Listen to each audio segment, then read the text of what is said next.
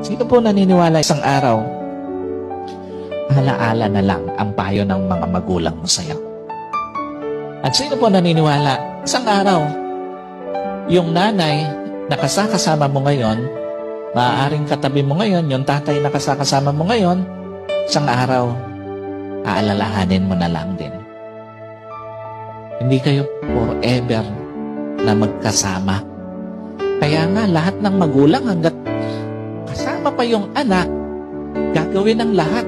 Ipapayo lahat ng mabuti, paaalalahanan ng anak kasi alam niya, isang araw, iiwan niya yung kanyang mga anak.